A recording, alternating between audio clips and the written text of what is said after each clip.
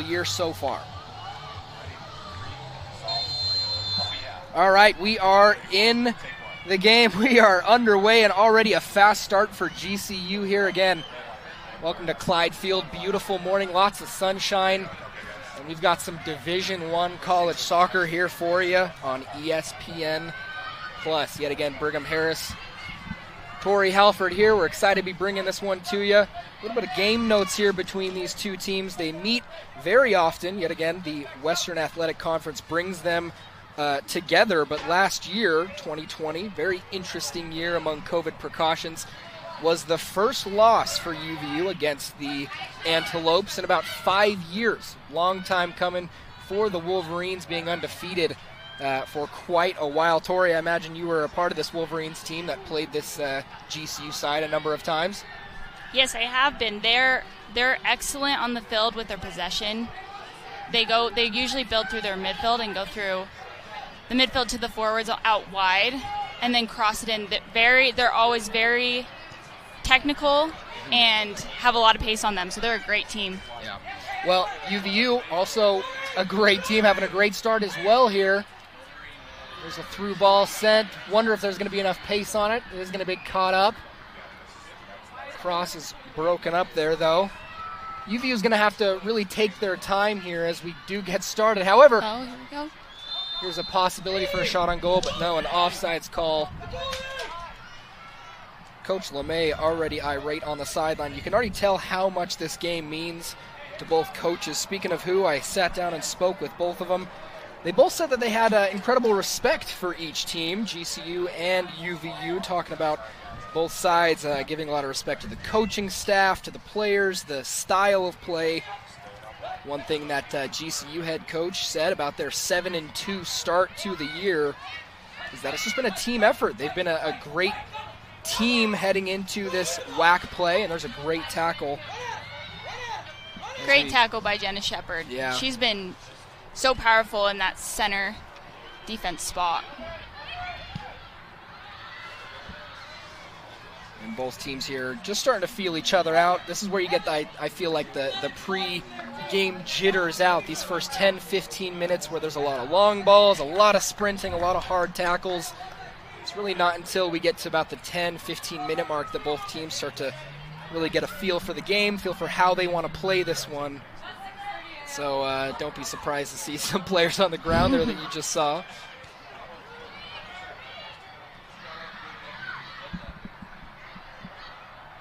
This ball is going to be easily played back.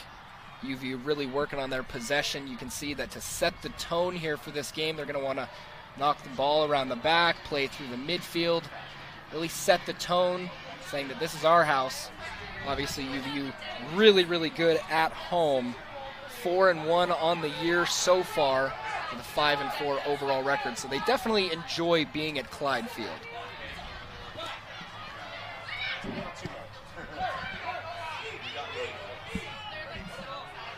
There's that possession that they're looking for, broken up though by GCU.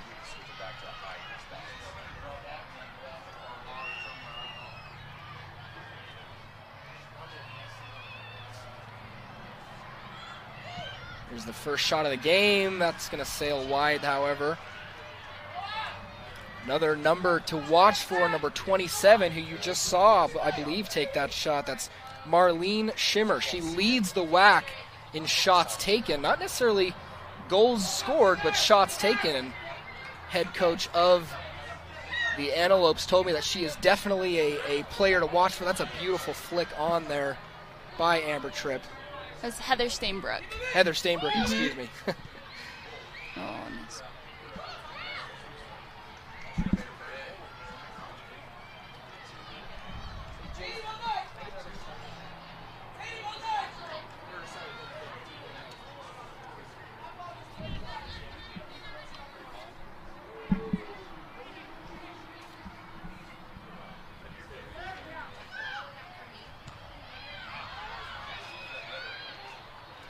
Both teams here, like I said, really trying to make a statement in these opening 5 minutes, having the possession not only in their defensive third, but in the midfield, also in the attacking third, can really do a number on another team's confidence, especially just a few moments into the game.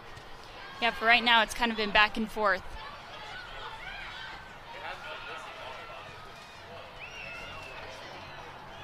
GCU now looking to get a little bit of possession. There's another long ball forward. Ball flicked on. Whoever UVU goalkeeper is going to be able to come out and collect that one. That's Brooklyn Nielsen. She spent a handful of years here at Clyde Field with the Wolverines. That's a sketchy ball backwards.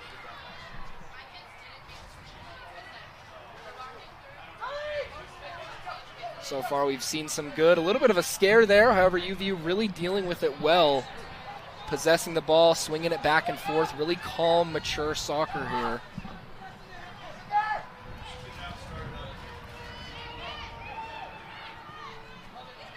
It's going to be a ball nice sent touch through. Cleared away, but those are the split through balls that you really like to see from a team really starting to get their attacking footing under them.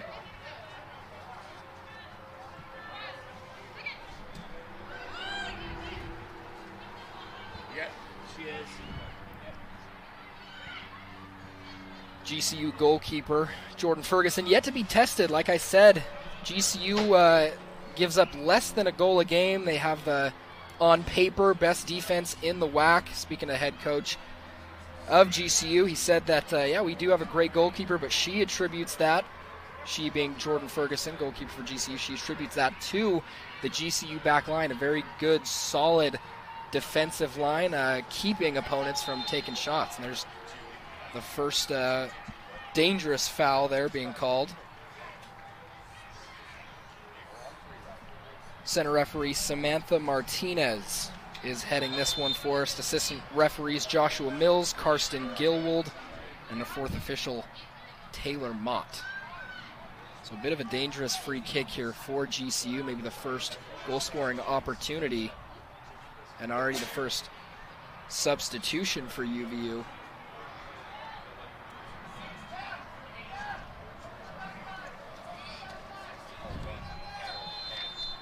That's number 16, Hannah Harrison, going to make her way in. Ball sent in. That one's collected nicely by Nielsen. She's already either been on the ground or had the ball in her hands twice so far just in these first 7 minutes.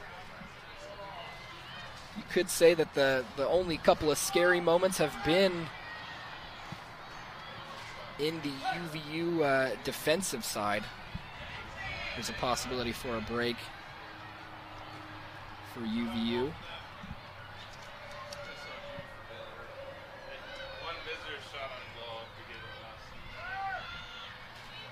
Yeah, the Antelopes defense has been super powerful already this half. Haven't really let any balls through. There's Marlene Schimmer again with yet another shot. She's already stacking up the shots on the day. Like I said, WAC leader in shots. That's Marlene Schimmer, number 27, streaking down the field and really taking all UVU players on her own here. But so far, Tori, what I'm seeing is more calm possession, more easy possession here from UVU, and really the only chances from GCU have either been from a set piece, some shots at distance. What does that do for your idea of how this game's going to go? You know, I just think the more you can keep the possession of the ball, the more you're going to have the ball. So for UVU to have more possession this game, that's all you really want, to create those great opportunities like Sadie right now. Yeah, Sadie Brockbank coming down the left side line. Nice defense, though. Very, very large stature of these Antelope defenders. As Coach LeMay yelling at Sadie Brockbank to work, possibly get back into position, but that was a nice run by her to get, it was technically a shot on goal. She didn't get all the power that she could behind it, but a shot nonetheless.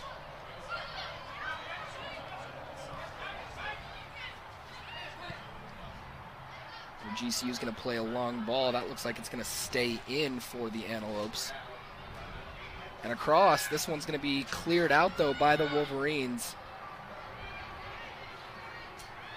Very back and forth play. We're not really sitting in the same position where a lot of times you see a battle of possession right at midfield or maybe on one defensive third, but no, both teams have had their fair share of chances in this first 10 minutes, but I think, again, Tori, this may just be pre-game energy, a lot of angst heading into this one. That's why you see a lot of pressure to and fro. Completely. I feel like both teams have jitters still and need to calm down and settle down a little bit. Mm-hmm. Well, speaking with Coach LeMay heading into this game, he was a little bit harsh with his team. You probably have a good experience with Coach LeMay. Also, maybe a couple of harsh conversations with him as well in your past years. He said that to put into words how this season has gone so far for UVU, he says inconsistent. He says as of today they're going to flip a coin and see what kind of team shows up. He's been he's not necessarily wrong. UVU 5-4 on the year, dropped a couple of games to some ranked opponents, also some Power 5 teams recently in Alabama and Oklahoma. But as far as in-state competition, they've done all right. They've beaten Weber State, lost in a 2-1 overtime game to Utah State. But so far, they've had a pretty impressive showing. Number 3 in the WAC right now in the standings. But again, this is game 1 of WAC play, so it's hard to say who's better than who without seeing anyone go face-to-face.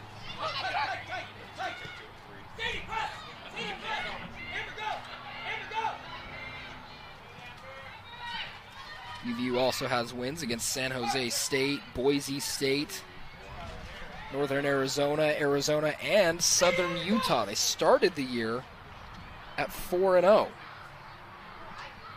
But I feel like playing those, upper level division teams really sets them up for this season in the WAC. Absolutely. I think you sometimes do yourself a disjustice playing easier games, maybe simpler, easier teams in the preseason and before conference play, and then you're shocked by how good your conference is, but I don't think that's necessarily the case with this UVU team. They have been tested so far. And one of those first substitutions that we saw was Katie Haskins coming out. She's now coming back in. However, she's now wearing number 31. Looks like she had a bloody nose and got some blood on her jersey. Yep, had to change that out. But hey, this is a bit of a blood sport, if you will. So Katie's back out there after a few minutes rest, going to get her bearings back together, but she's sporting a new number, and she's already back in the action, called in, having to control that center midfield there.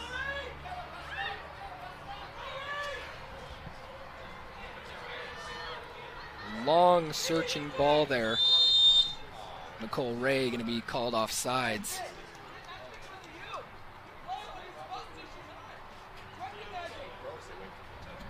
It's a great idea there. Chris LeMay, I think, just wanted that ball a little bit sooner.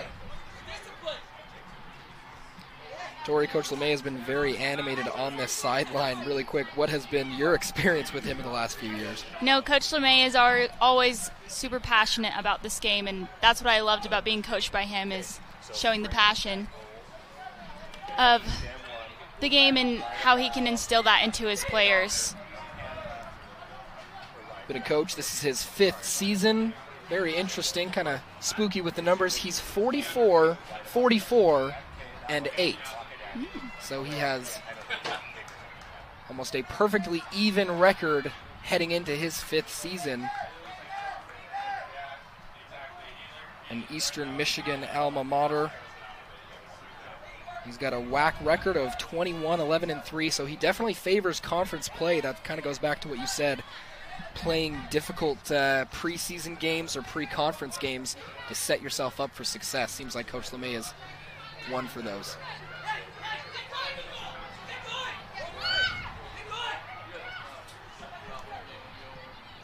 Cole Ray sent on a bit of an errand there. That ball's going to be cleared out, though. Quick restart here for UVU. In the box, and the shot just wide. Sadie Brockbank had a clear shot on goal. Bit of a tough angle there, but beating 2 defenders on that quick throw-in. Tori, what do you think of the first wide-open opportunity at goal for UVU? I thought that was great. I think that maybe her shot was a little bit of not the best angle. Amber Kirk was on, or Amber Tripp was on the other side, maybe could have passed it to Amber and had an easy goal there. Again, with that bit of a wide open opportunity at goal this early on in the game, but Sadie's called back into action yet again. Plays that ball out to Amber Tripp, and UVU wins their first corner of the game. So we take another look here. Look at this. Sadie Brockbank just makes one juke move, and she's in at goal, searching for that outside far post. Just not enough curl on it, but maybe a chance at redemption here. Handful of Wolverines in the box. They decide to go short.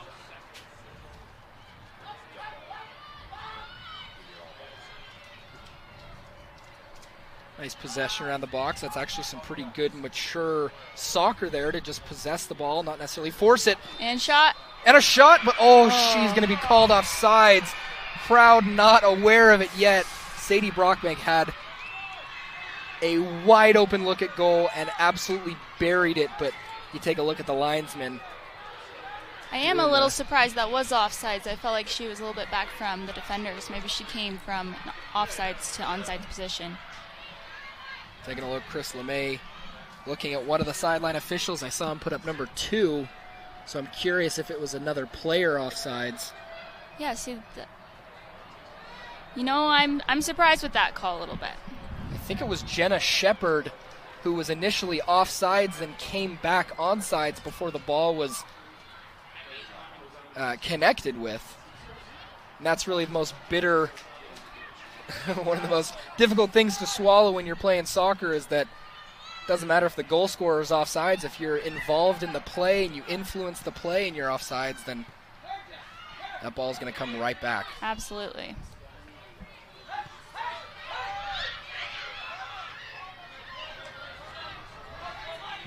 Martinez waving the hand at that challenge at midfield. Play goes on. Going to send this ball forward. Brenna Eves is going to give chase. They're going to go back to Ferguson. Ferguson, not a great clearance here. Another couple of Wolverines just nipping at the bit there. And GCU can just not get out of this tough position. UVU so far dominating the possession. They've dominated the chances at least in these last 7 or 8 minutes. Yeah, that possession's really showing for them now.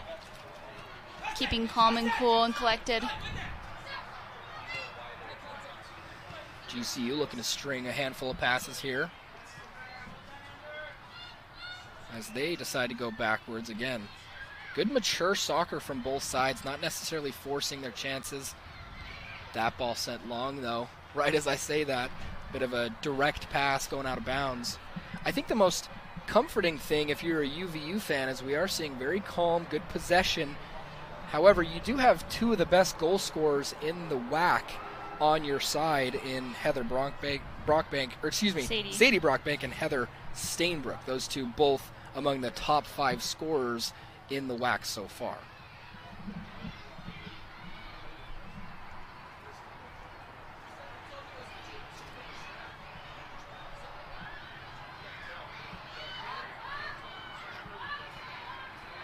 GCU now, I believe, holding a majority of the possession. Yet again, as soon as I speak, there's a turnover and UVU is on the counterattack. Amber Tripp finds Sadie Brockbank. She cuts it across. Brockbank is dispossessed in the corner. GCU going to look to build out of the back. But that's some great one-on-one defending. Just keeping GCU at bay. A shot here from Sadie Brockbank. I don't mean to laugh, but that angle, that was one of the more ambitious angles that Sadie's going to see all day.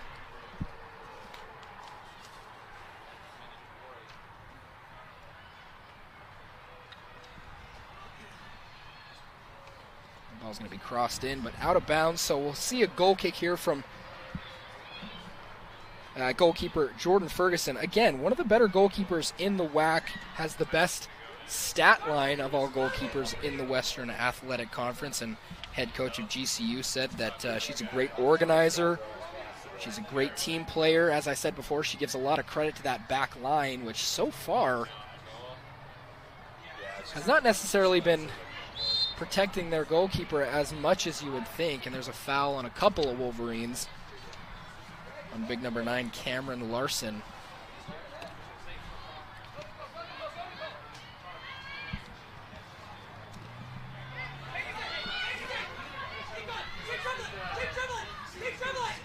It's a bit of a break here for UVU. Ball's going to be crossed in. UVU is going to keep possession here again. They're probably going to opt to just pass around the box, at least you'll hope. That's some more dangerous possession here. Again. It's a nice ball through. UVU given a chance to reset. I keep getting tripped up. Katie Haskins switched over to number 31, again, because of that bloody nose.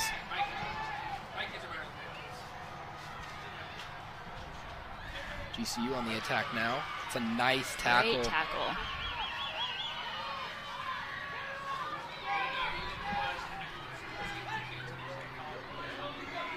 Steinbrück is going to go across the field here. Brenna Eves. Brenna's going to choose to go all the way back.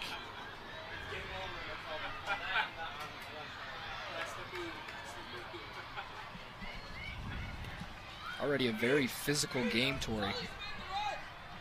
Very physical. That's when you know both teams want it, though. Yeah, absolutely.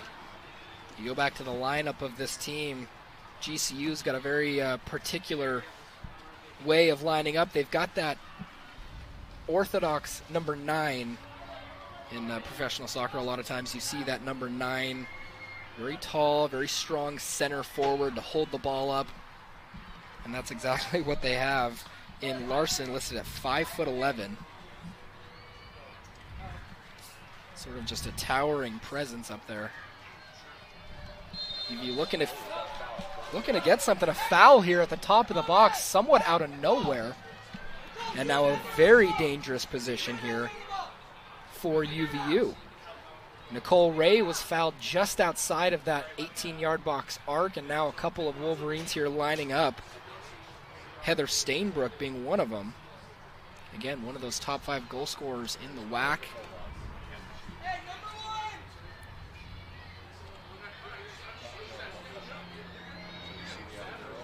Looks like it's going to be Steinbrück, either Steinbrück or Ray.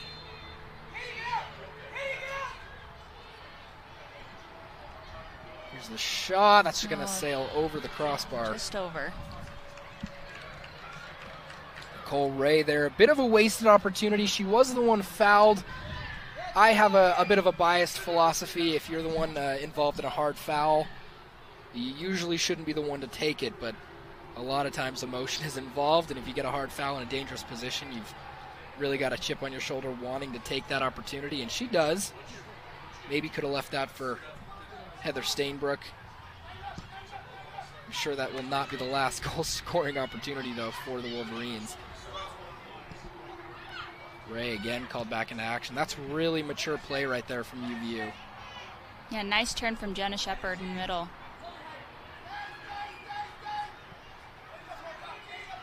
And across the field, accidental from Katie Haskins, but great touch nonetheless. UVU retains possession until a nice slide tackle there from GCU defender number 2, Brenna Alderson.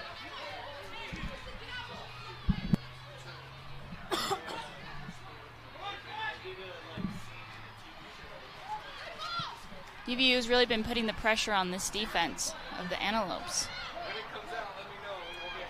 Yeah, very, very skewed start to this game, you could say. We're about 25% into this one. We head into the 23rd minute, about halfway through this first half.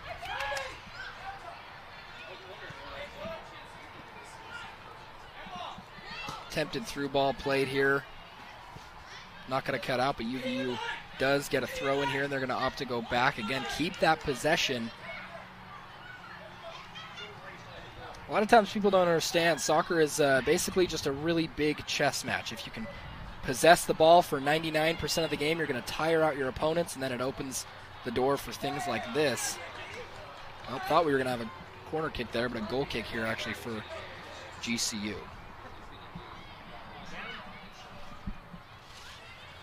Now, Tori, we've talked about how well these teams match up with each other. Just 4 losses total, UVU to GCU, their all-time record, 10-4-1.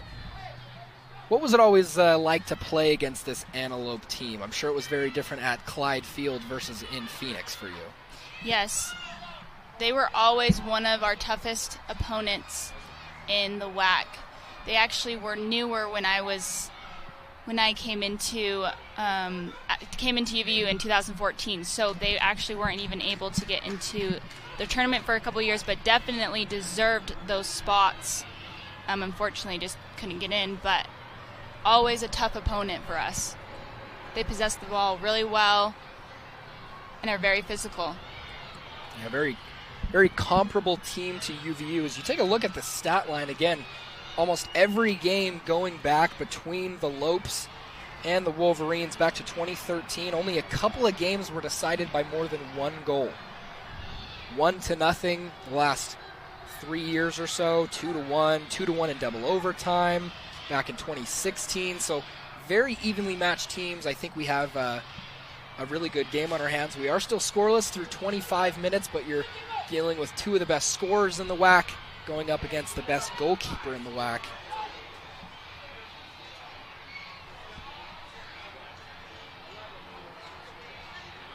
And Brockbank's going to make a move. That's a beautiful cross. Just going to go into the side netting, though, out for a goal kick. Now, before we see this massive line change from GCU, we're going to see about 6 substitutions. Wanted to make note that this is not necessarily a normal thing that you see in Division I college soccer. A massive, almost the entire team is going to come off the field for the Lopes. Talking to head coach before the game, he did mention that this is something that they like to do. Lots of subs.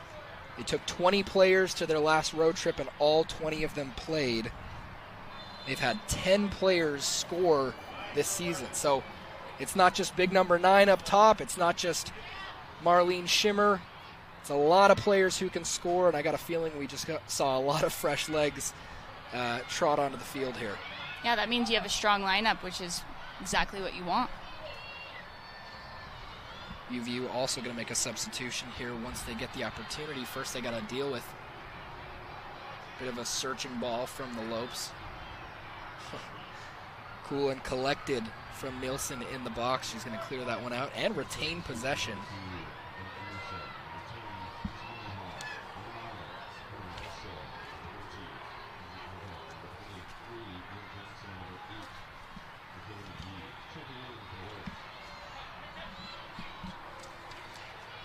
UVU looking to possess in this attacking third, and they're going to continue to do so. They see this is Megan Sullivan out on the corner here. She's going to make a move, looking for a cross. That's a nice searching ball. Oh. A defensive header, I believe so, or maybe that could have been Stainbrook with the header towards goal, just missing the post by a few feet or so. Now the first official substitution by UVU, a name that you probably don't know because she's a freshman. London Miller out of Providence, Utah, going to come in for Sadie Brockbank. We're going to get another look at that cross and header. Oh, it was Stainbrook with that opportunity right in front of goal. Unable to capitalize just on the corner of that 6-yard box. But those are the exact opportunities that UVU is going to need to continue to build on as they move forward against the Lopes here this morning.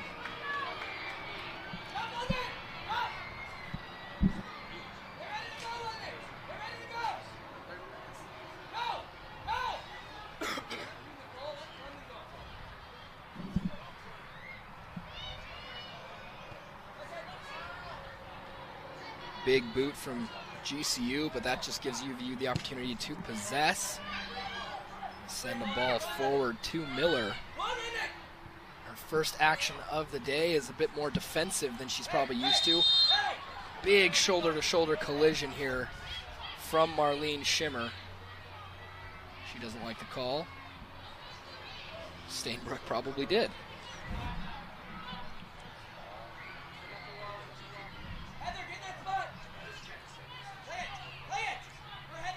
Cole Ray is going to play this ball. A nice through ball to Stainbrook. Attempted cross. Looks like this one's going to go out for a throw-in.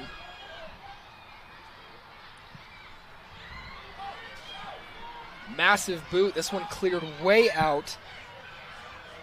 Grand Canyon does have a bit of a chance here, going one-on-one a goal, and Nielsen, nice boot to clear that one away. That was one of those handful of GCU substitutions whose names we're going to have to learn very quickly. Gianna Gourley, freshman from Vegas. Excuse me, junior from Vegas. Also listed at 5'9", so they definitely have the size when it comes to those attacking players. GCU does. Tori, we're about half an hour into this first half. What's one thing you've seen from UVU that you've really liked, and maybe one thing that worries you heading into the second half? I've loved seeing the possession that UVU has kept. They're very calm and collected, but I would like to see a little bit more attack, to get in goal and to go score those goals. Yeah, we've seen maybe a couple of flashes of some attacking presence, but for the most part, their possession, you're right, has been either in the neutral third or in their defensive third.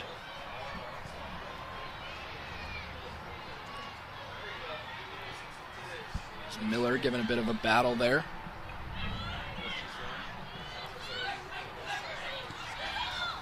Dispossessed. That's Ray here on the near side.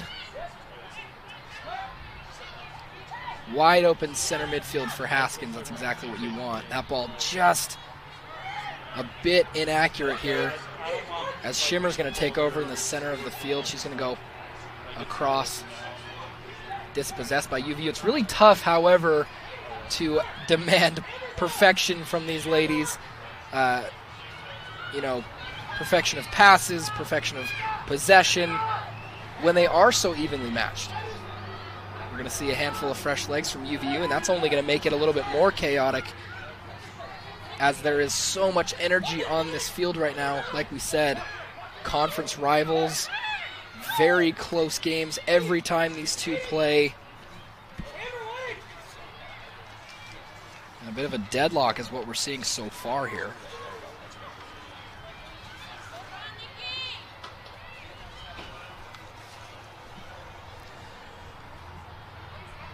Although UVU does have the record against GCU, that's again 10 victories, just 4 defeats. You could say that GCU has the bragging rights as of now. The last time these two teams played back in February, GCU came away with the 1-0 victory. This is the first corner kick for the Lopes here.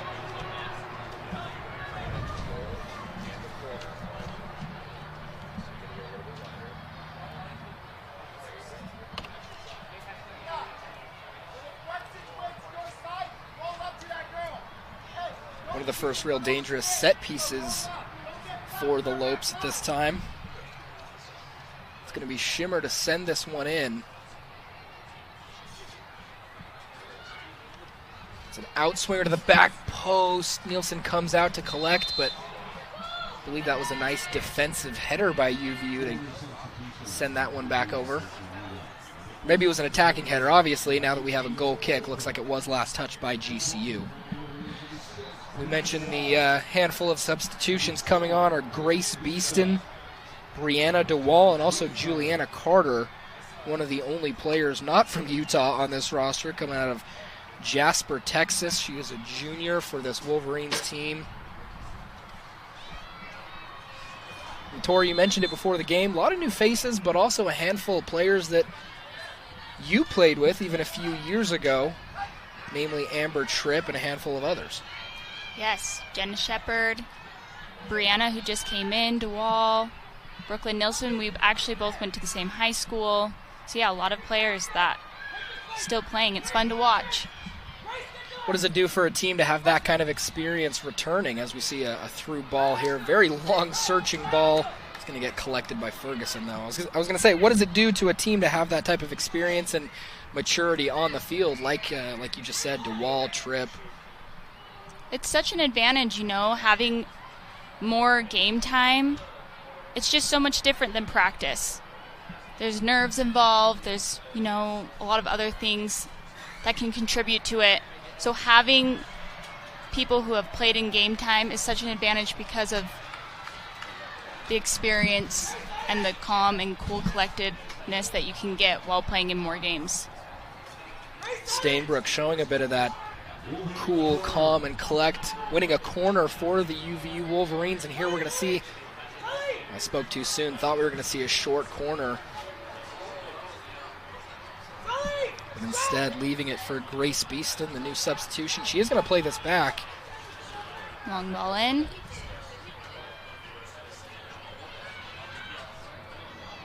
See this ball chested down, a bit of ping pong in the box. Bit of a slide shot, if you will, from Juliana Carter.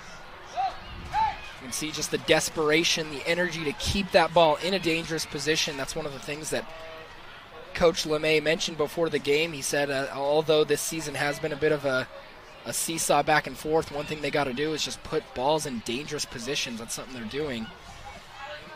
With Stainbrook here on the near side, playing it back.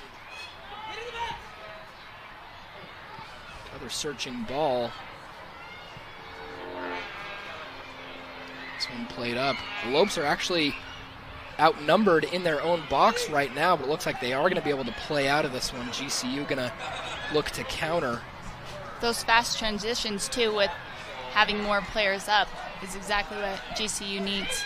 That's something that they definitely want to watch out for, UVU. Fast transition is definitely can be a major blow to the morale of a team when you're out possessing, out shooting a team, but there are the chances for a transition goal to really knock the life out of you. Stainbrook's going to have a shot. This one just wide of the near post. Looks like Coach LeMay was wanting Heather to take her on one-on-one. I think he was yelling Grace. Sounded like he was saying Grace, Grace. And if that's the case, he's putting a lot of faith in freshman Grace Beeston. We already know he's got a lot of faith in his starters and Brockbank, Stainbrook, but for him to call on a freshman like that to take on a seasoned GCU defender, that shows a lot of faith.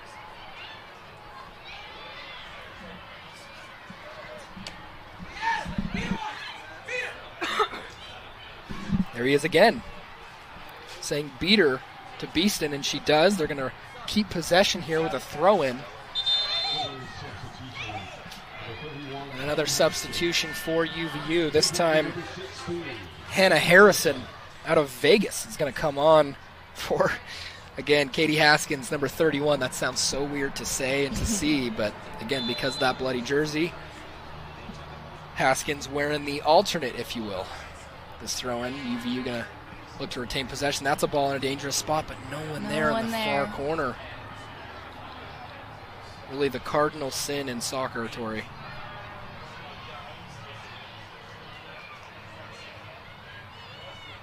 UVU, though, going to opt to keep this one in their defensive third, really just retain possession.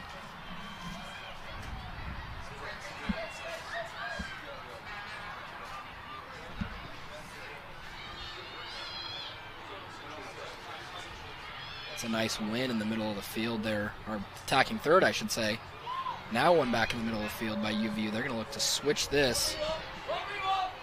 And they do so, but that is just going to trickle out of bounds. That was Brianna DeWall, on that chase there. You know, I love seeing Brianna DeWall come up from that outside back position to create some opportunities for goals. Well, that's the type of play that's totally going to wear out a defense, is when you see those cross-field, long searching balls that get the outside backs involved. That's just going to run a defense into the ground. Nice team play here, but this shot is going to be sailed wide and high. Hannah Harrison going to hear about that one here for just a moment from Coach LeMay. As another substitution, Ashley Hughes is going to come on for Heather Stainbrook, Sophomore out of Salem, Utah. She's actually a midfielder So either a tactical change or Coach LeMay is looking to slightly pump the brakes on the attack and maybe focus on some midfield possession for just these last 6 minutes or so. That's some nice confident play from Nielsen to just knock it back to her defender in her own box. It's funny, in practice, Brooklyn is probably one of the most technical players that we have. Just in the last 30 seconds, she's played two, what some might say, risky balls in her own backyard, but both of them panned out nicely. UVU retains possession for the time being. That's again a searching ball at the near side. A nice win by UVU. They keep possession, and this ball is played through. Just one too many passes, maybe. A nice slide tackle here. Oh, just slipping. There's number 6. Again, that's DeWall having to sprint back to her position. You hear LeMay scream, "Good recovery" to DeWall, and it certainly was. That could have been an attacking opportunity. Again, DeWall with a nice win, this time in the air. You know, that's one thing I've been seeing with UVU so far is they're always going to the second ball.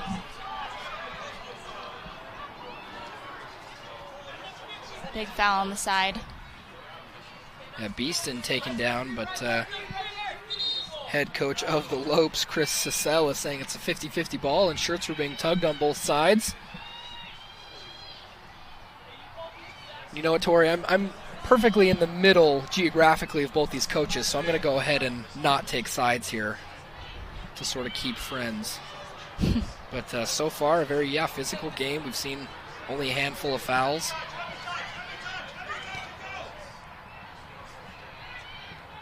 UVU is going to go back to Nielsen this time after just, again, a flash of some danger. This time, Nielsen, my goodness.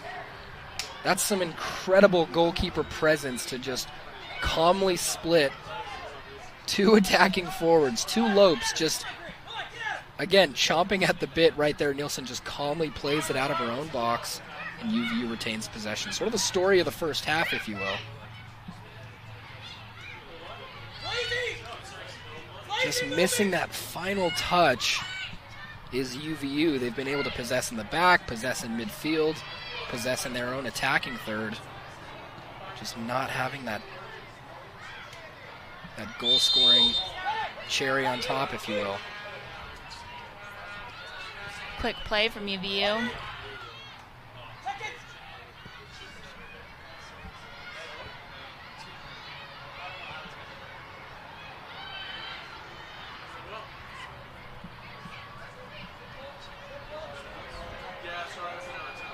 DeWall here on the near side, sort of just playing those triangles with her center defensive mids and center backs. It's exactly what you want from an outside back, is speed and some very patient smarts there from DeWall. Now we're switching the side to the far side here. UVU the play ball in the box. Yep, and that was Beeston just getting caught on a bit of an arm around the back of that Lopes defender.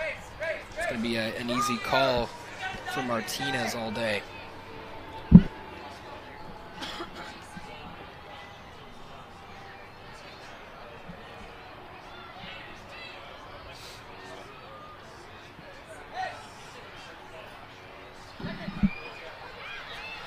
If you're just joining us, we are about to head into halftime here at Clyde Field in Orem, Utah. We got two Western Athletic Conference teams going at it. Third place UVU sitting at 5-4 on the year.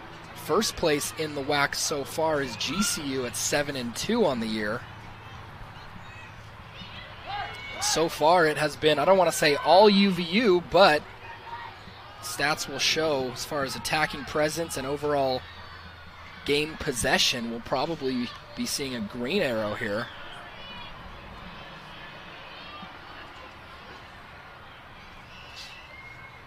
That's a lot of speed there on that far side for the Lopes. Something you mentioned before the game was going to be a big factor for them. Nielsen's going to see this one sail over.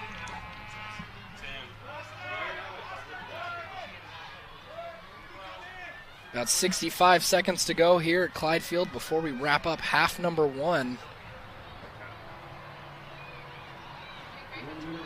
What do you think, Tori? You think they'll go for a last-minute push, or do you think they're going to be okay with their first-half performance here? Well, it looks like with that direct ball, they're going to be pushing to get that goal before the half ends. Grace Beeston giving some chase there.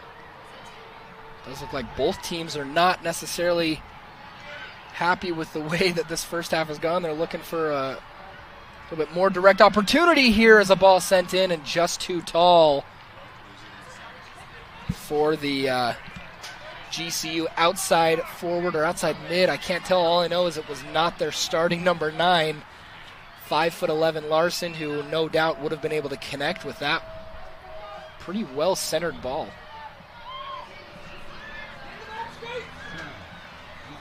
There's 10 seconds here. UVU may have one final chance in them. Ball's going to fall here for UVU, my goodness. And just before that. And then ended up being called off, but so excited to see them screaming. Yep, great fan base here, and we are off. The second half underway here at Clyde Field. That ball is going to be quickly turned over to the Lopes, it looks like. Looks like ball's going to stay in. UVU is going to retain possession here. Looks like they're starting on the front foot. A little bit of a chip there. Service into the box. That's going to be collected by the GCU goalkeeper. Yet again, need I remind you, very, very talented Lopes side here, matching up with a, some would say, equally talented Wolverine side. Got to sit down and speak with both head coaches before this game, and a lot of respect between these two programs. But not a lot of love lost in these past few years. This is the 16th matchup between the Wolverines and the Lopes. And we're going to see, hopefully in the eyes of the Wolverines, a little bit of revenge here, as the last time these two teams played, the Lopes got a 1-0 victory last spring. We're going to play a ball in here, and it's going to be easily weeded out by UVU. And you see Amber Tripp, their redshirt senior. She's been here for a while. Tori, you've mentioned her a lot this morning, how you used to play with her, and she's bringing a lot of expertise and maturity to this team. Yeah, I love her leadership that she brings. That's why she's wearing that captain band. She's been wearing that captain band for actually a couple of years. So a lot of leadership qualities from her. Definitely some experience being brought on as well, as she expertly retains possession. A little bit of tiki-taka here between her and Haskins, wearing that number 31 jersey, again, because of a bloody nose incident in the first half. Nonetheless, UVU picking up right where they left off. 54% of that possession in those first 45 was retained by UVU, and it looks like they are, again, not settling for 0-0 here. They're going to possess nicely around the box. Seems like they are outnumbering the Lopes here in their own defensive third. It's a nice ball sent in. This is Amber Tripp, and a shot is just going to sail wide of that far post. My goodness, what an introduction to her final WAC season that would have been. I love seeing Sadie Brockbank up there, too, creating those opportunities, sending 2 balls in for good goal-scoring opportunities. We're going to get another look at that shot again. Amber Tripp all alone there, you see. Perfect position. That ball just a couple of feet wide of that far post. Tripp again here. She's going to send the ball through, an offsides flag up yet again. And a nice shot there by number 11, Sadie Brockbank. She is looking to extend her goal-scoring account in this 2021 fall season, but unfortunately the linesman denying UVU yet again. Also notable is the offsides calls. That makes number 4 for UVU. Now, Tori, in your expert opinion, is getting a lot of offsides call on your team a good or a bad sign? You know, there's pros and cons of both. I do think that, you want to be in the right position. If Sadie was just maybe a couple steps back, that could have been a goal, right? So I do think that, when I was playing forward, I never liked to get offsides. I was always like, dang it. Well, speak of the devil, Sadie Brockbank, again, that makes 5 offsides calls, too, just in the last 30 seconds here for UVU. And the reason I asked that bit of a loaded question is because you're right, we are seeing a much more attacking presence just in these first handful of minutes from UVU, but it's never necessarily a good thing when you have a handful of violations, which is exactly what an offsides call is. On the plus side, I do like seeing, the excitement of wanting to get that goal and getting those offsides calls just from wanting that ball. Absolutely. You see that attacking presence paying off here. UVU wins yet another corner kick. That's going to make 3 for the game for UVU to GCU's 1. So this type of stat line is definitely pointing towards a more attack-minded UVU team. That's exactly what they want heading into the WAC. 5-4. They're going to set this one up here. It's a nice ball sent into the box. They got 2 Wolverines. That's a scramble inside the 6, and that's going to get cleared out. Chris LeMay can't believe it. Throw in for UVU, but there were 2 Wolverines there on the far post just waiting for the ball to fall to him. Unfortunately, it's not the way soccer works if you want to get the points on the board there.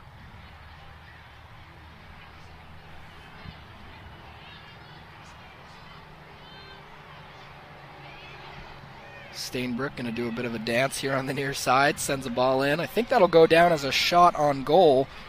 Here's another look as we see ball just trickle in front of 2 Wolverines, but I believe that's Haskins who just can't get the final touch on it.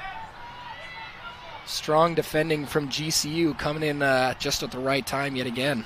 Yeah, I think Katie could have just maybe tried touching that into the goal because she didn't have a ton of time right there with all the GCU defenders. And then on the flip side, this is really the first time we've seen the soccer ball on the attacking side for GCU, which is good news for the home team. We talked about how the majority of the possession of the first half was in favor of the Wolverines, and that's always a good sign, but even better, Tori, is that 34% of the Wolverines' possession was in the attacking half. So if none of those stats pointed you towards, these Wolverines are really looking to put some goals on the board, then that sure does. 65% of their possession in their opponent's half.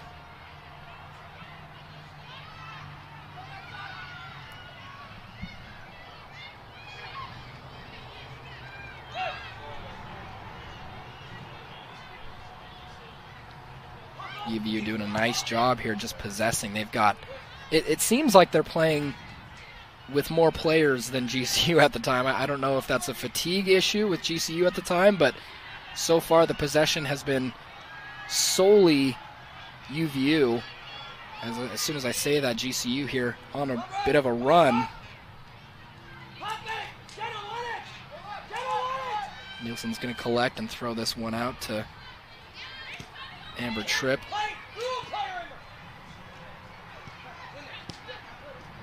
Tripp's going to break here to the center of the field, playing a nice ball outside there to Stainbrook. Stainbrook's going to be tackled. That's a clean tackle. We'll see GCU try to build out, but they can't. Shimmer loses out in their defensive third. There's another hard tackle by her. Again, just back and forth. GCU and UVU not letting the other breathe here for the last 30 seconds.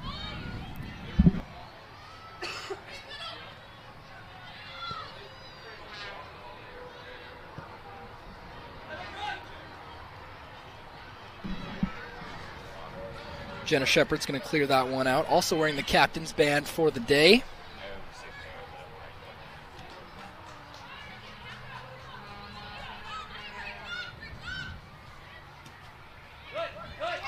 Yet again, UVU back in possession, just dismantling the Lopes in UVU's defensive third here, central third, if you will. Being able to quickly transition from defense to offense in seemingly no time. Yeah, I loved seeing those quick passes from the midfield, getting out of that tough spot with those GCU attackers. Right you are. We've seen really good possession from UVU, Tori, but I think the best opportunities so far that UVU has had has come from, strangely enough, has come from long balls. We saw Brock Bank have a wide open shot in the first half. We just saw Haskins nearly score when the ball fell at her feet inside the 6, and it looks like long balls or throw-ins, set pieces, whatever you want to call it. It seems like UVU's best chances are not coming from the run of the play, which is what I want to say. Yeah, you're completely right. A lot of it has just been from, like you said, those long balls or set pieces, I feel like. This time GCU is going to have a header on goal. That's easy stuff, though, for redshirt senior goalkeeper Brooklyn Nielsen. She comes out to collect and a big boot. Sends the ball back into the other half, and UVU is going to gladly possess this one. Ooh, a long ball there. Not sure that's what Stainbrook was going for. And LeMay definitely chirping out to his team saying, take your space. I think he's wanting his team to play to their strengths, which is controlling the ball, controlling the midfield, really just possessing the majority of this game.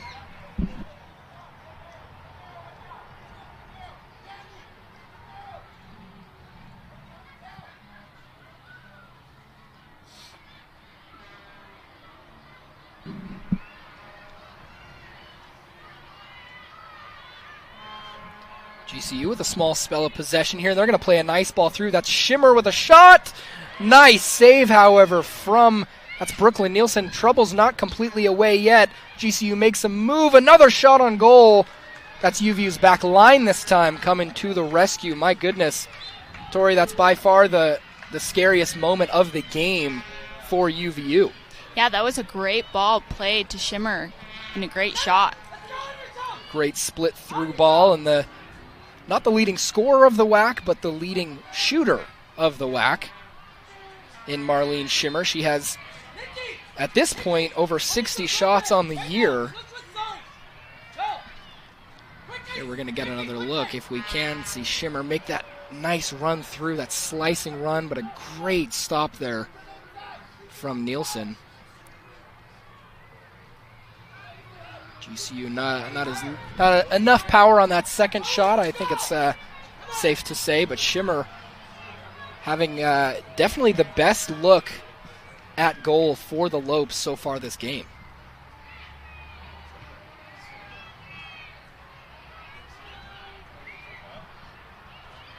Also, with her being the leading shots on goal, I feel like that creates great opportunities also for those deflections from the goalkeeper to then for her teammates to, put a ball in.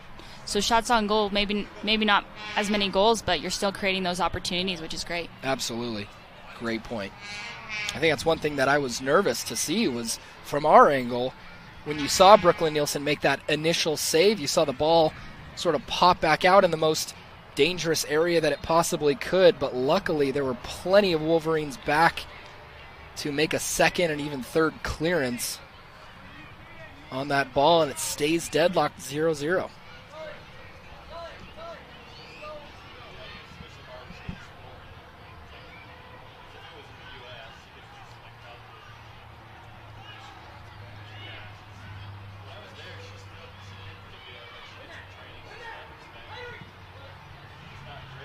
Tell you what, Grand Canyon looked like UVU for about 15 seconds there, playing some triangles, stringing the balls in and out of the midfield, but then lost possession. But here we are again, GCU trying to build on the attack.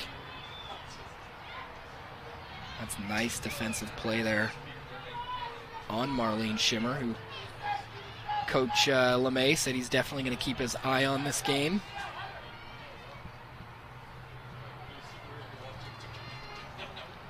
That's another nice clearance from UVU, this time not out of play, and it looks like we're going to see Sadie Brockbank try to take on a handful of Lopes on her own until she does play. That's a nice ball through towards Amber Tripp, not completely cleared yet.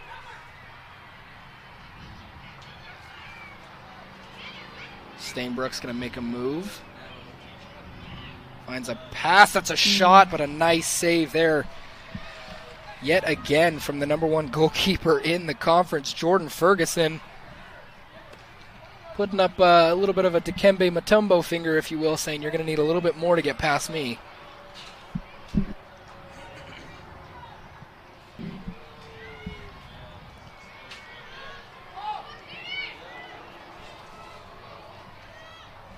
Yeah, honestly, I don't feel like she's been tested enough. I feel like a lot of the balls have kind of been easy for her to grab.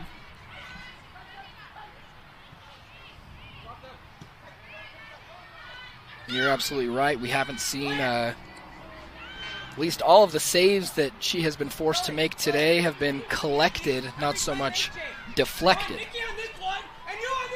And that's a big difference. When a ball is deflected back into a dangerous area, that's where you see a lot of those goals happen. Amber Tripp is on sides here. She's going to play a ball across. It's a nice cross. Wide open on the far side, but just unable to get her laces on it.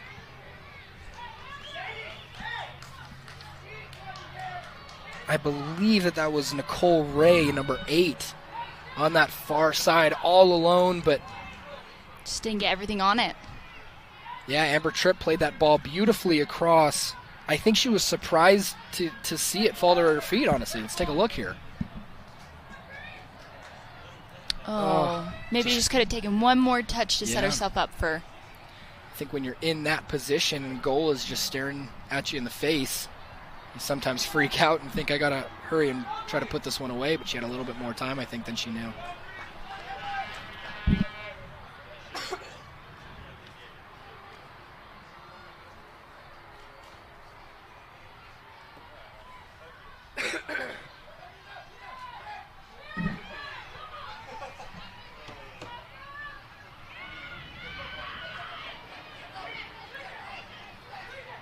GCU nearly dispossessed just outside their own box. That would have been a door flung wide open, but instead GCU is now on the attack, near side here. It's nice defense from UVU, but that's that big number 9. Again, Cameron Larson, a 5th-year senior out of Gilbert, Arizona, 5'11", by far the tallest player on this field. I wouldn't want to mark her. Yeah, she's definitely tall.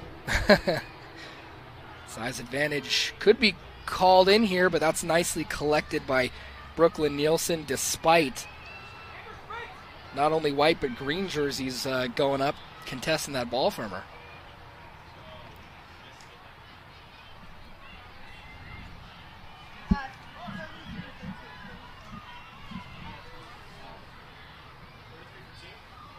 Tracking back, a handful of Wolverines here. Nicole Olanda has been great. These past couple of minutes, she's stopped everything so far. I was going to say, Tori, UVU's back line, at least today, has been incredibly sound. No real defensive mistakes. Stainbrook's going to put a ball into the box that's going to be headed out.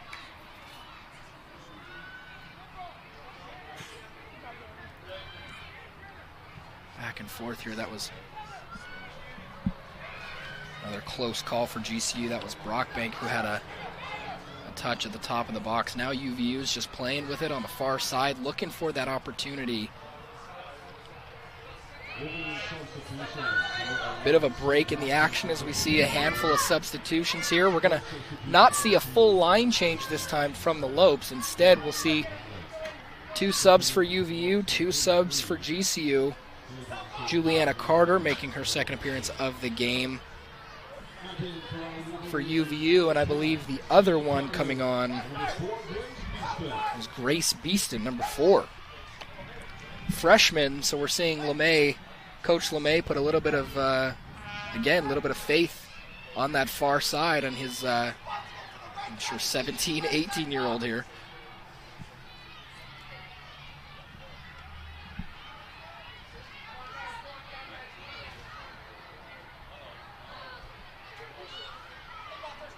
Again, just ice cold from Nielsen there, showing a little bit of that ball to the nearly 6-foot Larson and then calmly getting rid of it.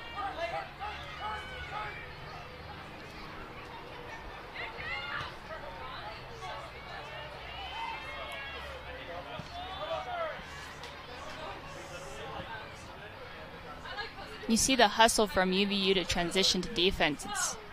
It's really amazing to see how conditioned they are.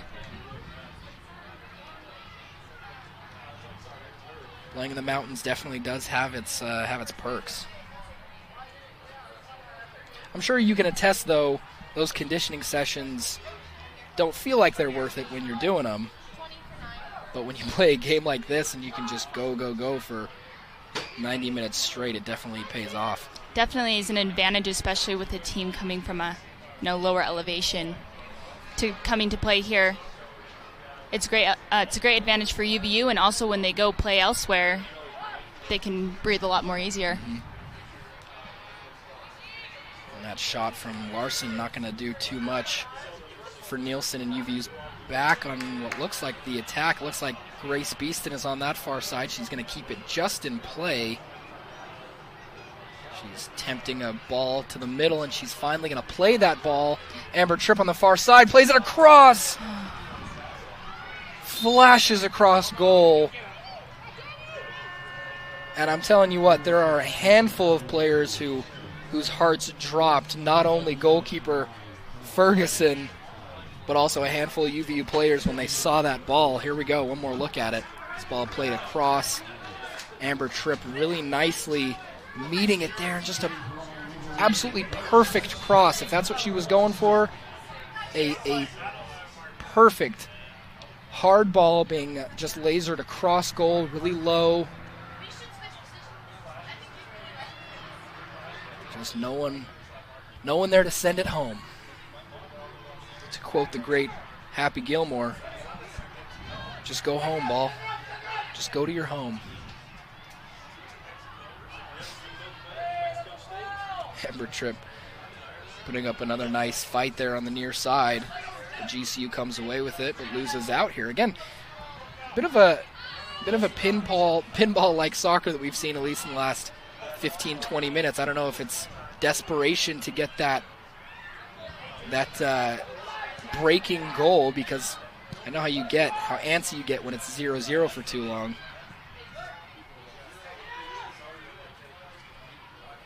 Yeah, you really want to start getting that goal early and get the confidence behind you.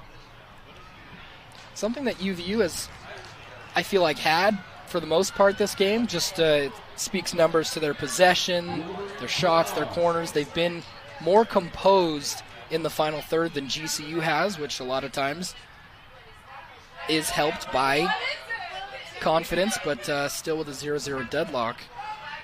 Nice ball sent in again. I believe Ferguson got a paw to that one. Another corner here for UVU. I believe that makes number 6. This morning, it looks like Amber Tripp on the near side is going to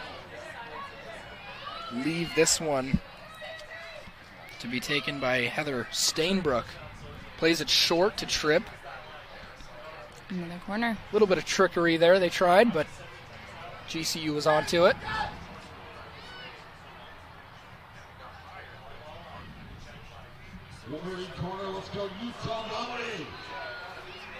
Stainbrook's going to send this one in. It's an outswinger coming in to head. That was, I believe, Haskins. Just got a bit of a deflection on it. Couldn't quite steer it goalward.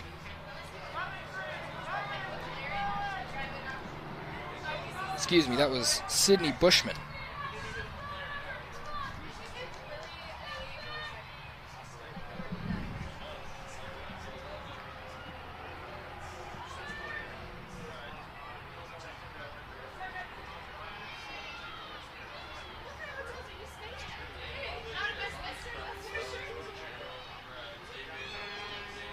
Again, really solid defending from UVU.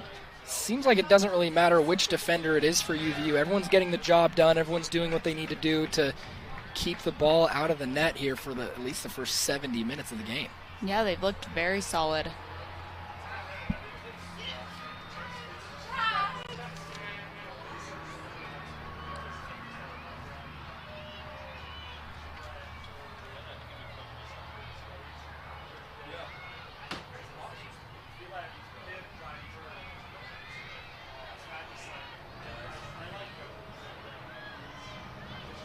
The only loss at home this season coming from number 25 ranked USC, 4-2 loss. Other than that, UVU has been great at home.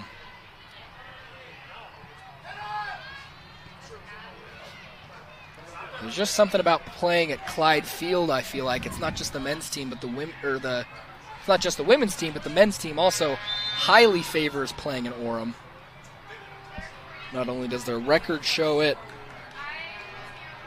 but the players individually show it when they see packed stands here at Clyde Field, just shy of the UCCU Center. A great atmosphere for soccer in northern Utah, especially over the past few years. UVU, not only men's but women's programs have really budded, if you will. Yeah, there's nothing like playing at home field at Clyde. It's probably one of the most beautiful sceneries that I've ever played at. Not only do you have the backdrop of the mountains, but beautifully cut grass, really, really nice climate here in northern Utah, and you got a fan base of, I believe, 38,000 students at UVU. Massive fan base, massive student section always. Seems like soccer is the main sport here at UVU. A lot of universities who have football seem to really cater more to that sport, but here it's men's and women's soccer, I feel like. Yeah, definitely. Especially with the men's team coming in, I feel like it's really boosted, the fan base for soccer. UVU doing a great job with their marketing, not only making deals with Adidas and having some great uniforms for all sports, but now this most recent deal with ESPN. Now we get to have all of our games streamed on the worldwide leader of sports, archived on ESPN+. Lots of ways to reach out to fans and really get some high-quality Division I soccer viewed by as many people as possible. Yeah, seeing where UVU has come from to now, it's just been growing every single year. It's been amazing to watch. Recently, we're seeing a bit of a swing in the possession. I feel like Grand Canyon has, for the most part, possessed in these last 5 minutes, but yet again, they got to get past that back four of UVU, and so far, they haven't really been able to do so.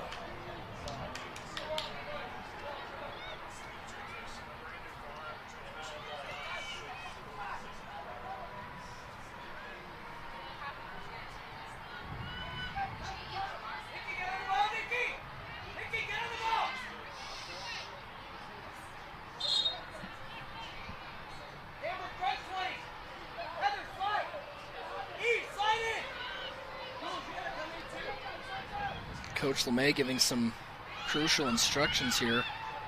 GCU possessing and making a short-lived appearance in this dangerous part of the field.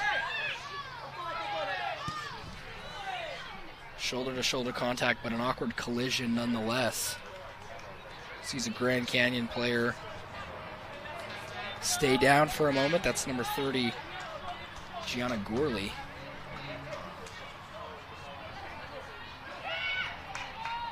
I believe so, unless I'm misreading the number. Either way, she's down just for a moment. Looks like she's tying her shoe. Looks like she's okay. Otherwise, we surely would have play stopped. And that's number 32, Destiny Duran. She seems to be up and going. UVU not paying too much attention to that as they get possession back where they like it, and that's to the feet of the green.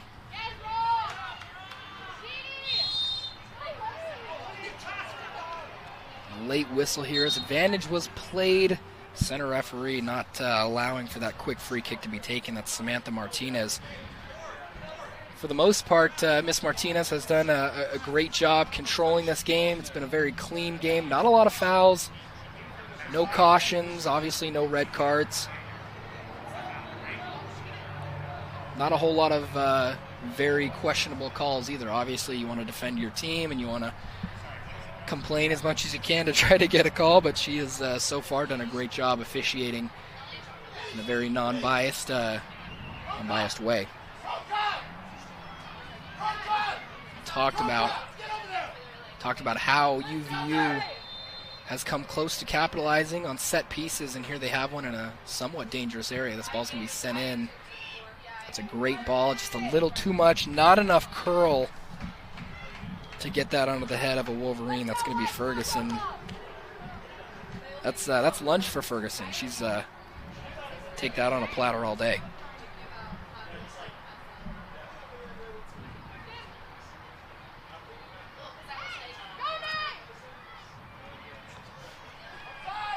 Offsides called here on UVU. I believe that makes 7 or 8. Great step by Amber. Tripp taking everyone on and winning a corner for her team. That's going to win some applause as well from the UVU sideline.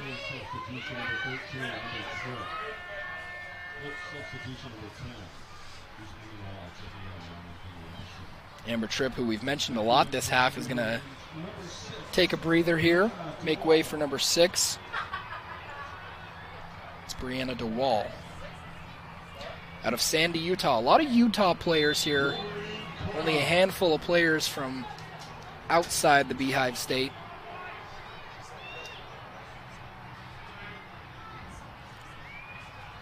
UVU going to send a ball in here to the far post. That header deflected. A lot of UVU hands shot up, hoping for a second corner, but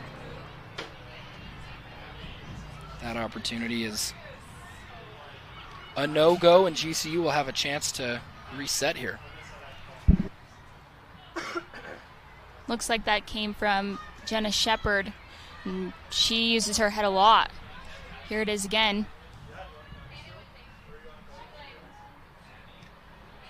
Just too wide.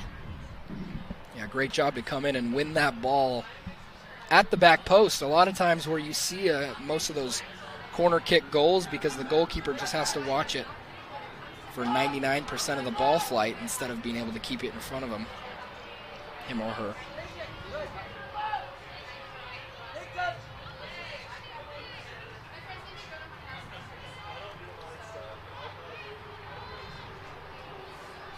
You know, when you see something like that, the ball in the 18-yard box with a handful of Lopes sprinting at it, you want to say there's danger, but UVU defense doing such a great job staying calm in those high-pressure situations, getting the ball right back into the attacking third here. All the time in the world to set up a shot, but that one just sails over.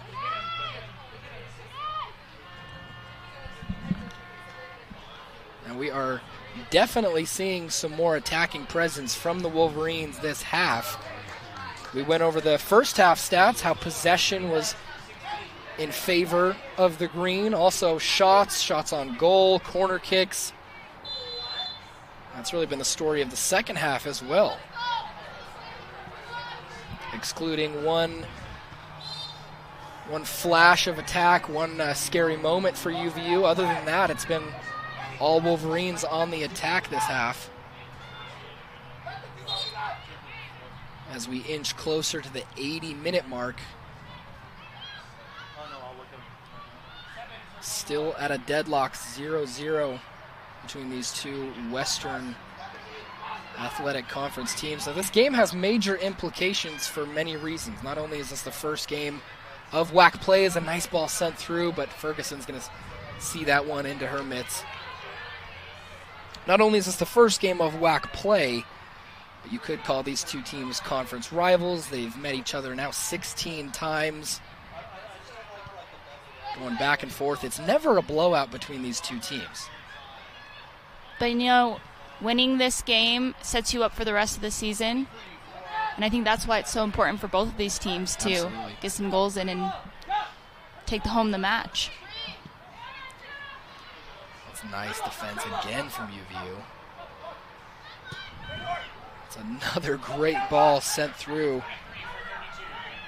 It's Juliana Carter on the attack. She's going to find Stainbrook with a shot. That's going to be blocked, however.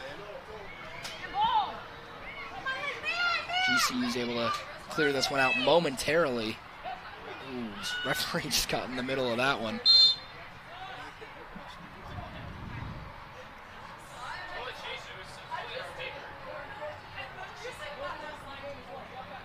believe she's calling a drop ball.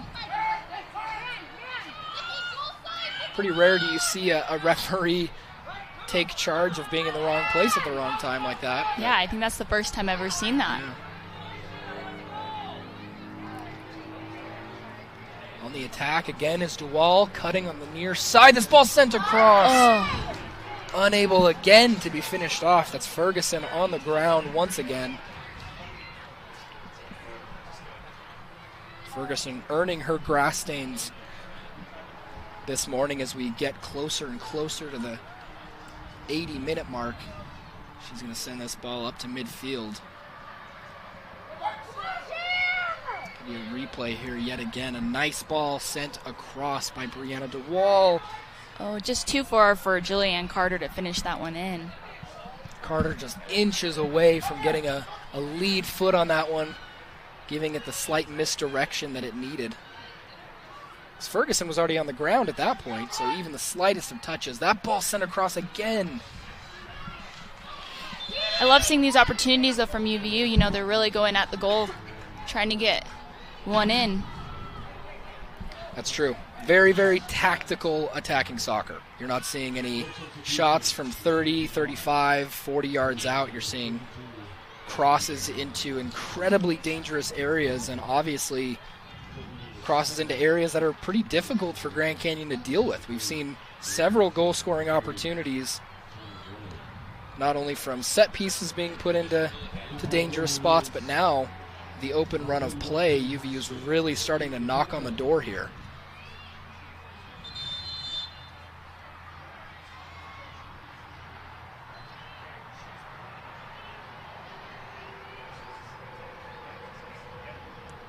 Marlene Schimmer's going to come out. I can't tell if this is for some sort of injury or what, but it took a little while for Schimmer to come off, and seems like she had a small conversation with the center referee before she did. Looks like she's got some blood. Oh, okay. Yep, she's shrugging at the fourth official, saying, "It's just a little blood. When can I go back on?" No, staying very safe and smart is this officiating crew. Sadie Brockbank coming in for Julianne Carter, too. Both of those attacking powerhouses for UVU on the field. You can tell that Coach LeMay is really putting his eggs in the attacking basket, if you will. A small mistake here now gives GCU an opportunity shot at goal, but looks like UVU will have the opportunity to clear this one out, and they do.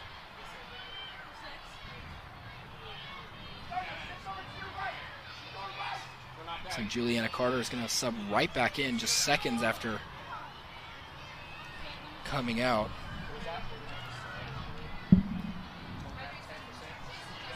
Marlene Schimmer tried to come back on, but the fourth official noticed still a little bit of blood, and she was not able to check back into the game.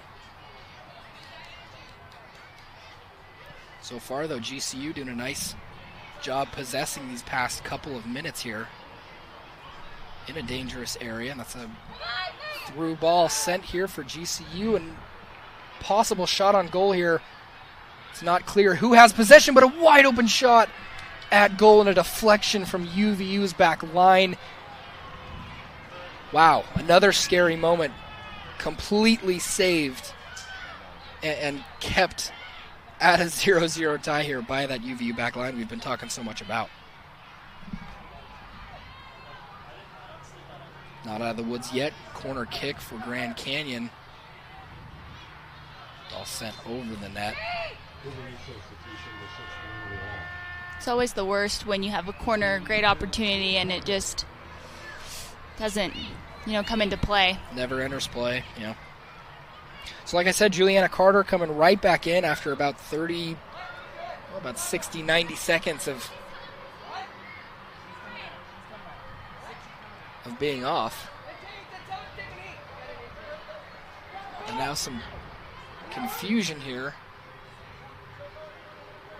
Coach LeMay communicating with players all the way across the field. There's a player whose health was in question for a moment, but now everyone seems to be all right. UVU back on the hunt here for the opening goal of the game. Only about 6.5 minutes to do so until we start getting into the conversation of some free soccer.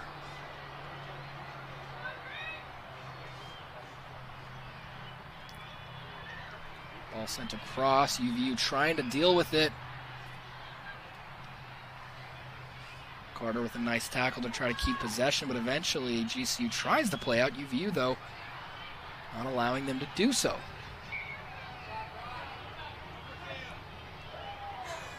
Carter going in on a 50-50 ball.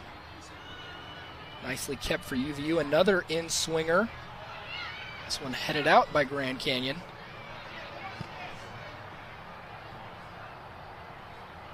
It's Nicole Olanda, who's been a pivotal part in this back line for UVU. Not only has she been doing a great job on the defensive side, but she's put a handful of balls in dangerous positions, and here we are going to see that substitution. That's Haskell, who's going to make way for Amber Tripp.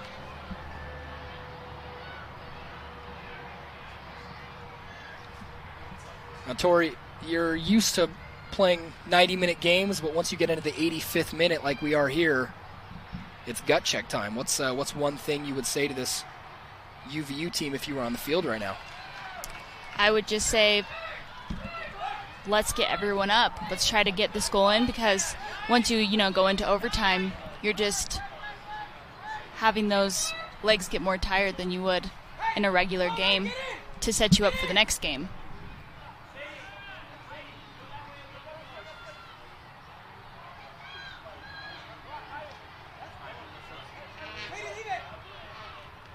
GCU with a corner. That one I thought was going to sail out, but just flashed right in front of goal. No Lopes were able to get their head on it.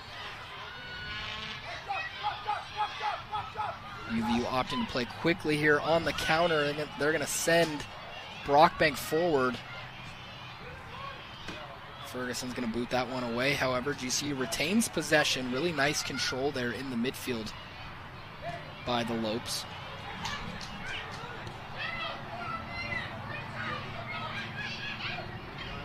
See, this is more the soccer that UVU's used to playing.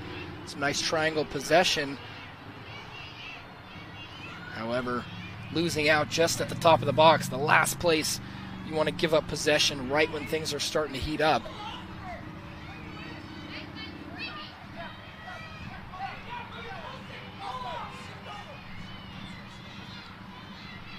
Coach LeMay shouting instructions. We're around 3.5 minutes remaining in regulation.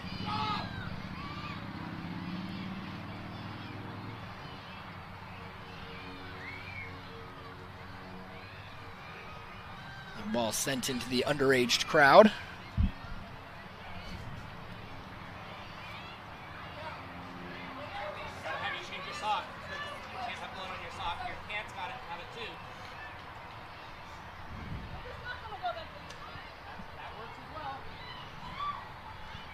Marlene Schimmer and the fourth official having another discussion about blood. That's why we haven't seen number 27 back out here yet.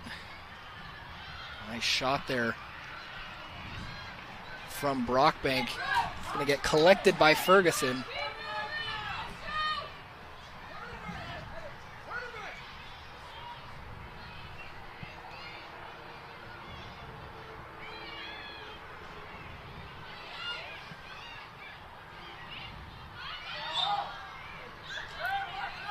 Handball is going to be called here.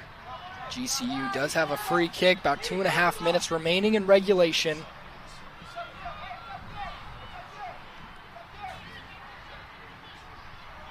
Center referee allowing the ball to be moved up just slightly, right to where the foul was.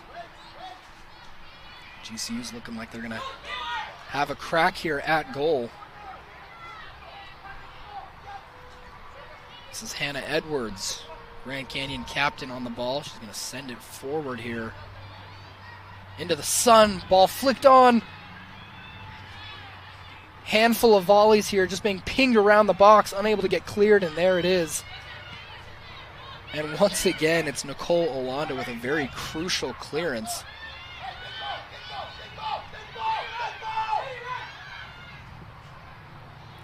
GCU coaches shouting big ball, get that one out of harm's way, get it back into the attacking third.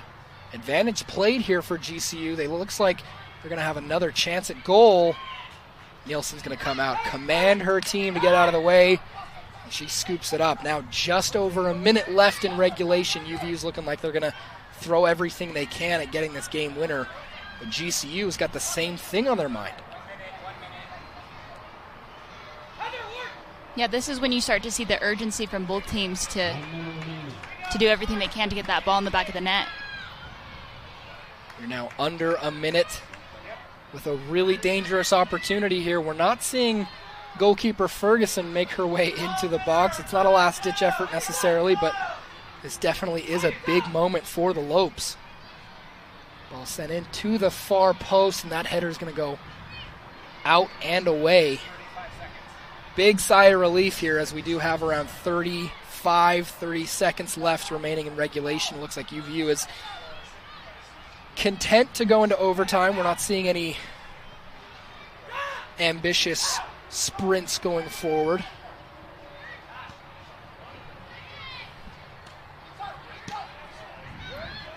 Stainbrook doing a great job keeping that ball out of a dangerous position. A few seconds left, and that's going to do it for regulation here at Clyde Field. UVU and Grand Camp Volleyball versus GCU at 1 in the afternoon. All of those broadcasts on ESPN+. Also, this game archived on ESPN+, so if you want to go back and watch all the exciting 0-0 action that we've had today, you can do so. Now, it has been an exciting game, Tori. Even though there's been no goals, there's been plenty of chances. What do you, what particular tactic do you hope UVU pulls out here to bring the first goal of the game? I hope that they can keep the possession of play on their half, or attacking half of the field, and not let it even come close to the defense path. Keep the pressure on the Lopes. A preventative defense, if you will.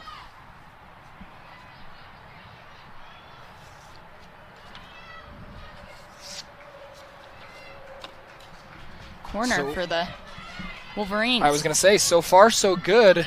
UVU set themselves up nicely with a set piece in a dangerous spot. They're going to take it quickly. So Alana going to send that ball across, and no insurance there as it was flicked on at the near post, and nobody home to seal the second effort. This time GCU is going to look to possess. I remind you, 10-minute overtime periods. And unfortunately, no shootout during conference play. So if it does stay 0-0 after 2 10-minute overtime periods, we will end in a 0-0 draw. Not conceding any goals would be a great thing for UVU, despite maybe not walking away with the 3 points, but not conceding is also nothing strange to GCU. Like we've mentioned, their goalkeeper and their back line conceding less than 1 goal a game, best in the WAC so far. But UVU has 2 of the best goal scorers in the conference, along with a seasoned Amber Tripp here giving fight in the box. Just losing out, though. GCU looking to counter. Shimmer back in after her blood on her shorts and her socks, so yeah, there must have been a change here, and this time GCU head coach is arguing that there should have been a card there. Both arms, he said, wrapped around Shimmer to bring her down. It was a pretty savvy foul by Olana to be keeping GCU from that counter attack. Smart fouls, we call them. Mm-hmm.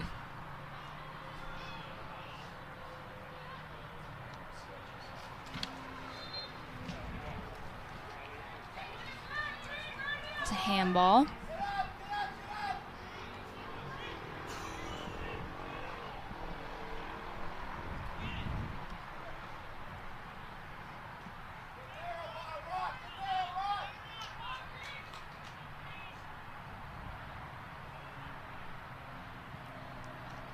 Now, I didn't go into detail with either coach about what if this goes into overtime.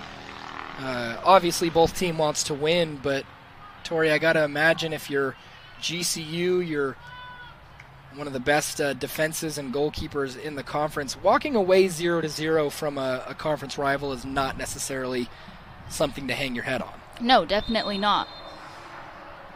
Worst case scenario is definitely a defeat. But a tie is probably the second best thing.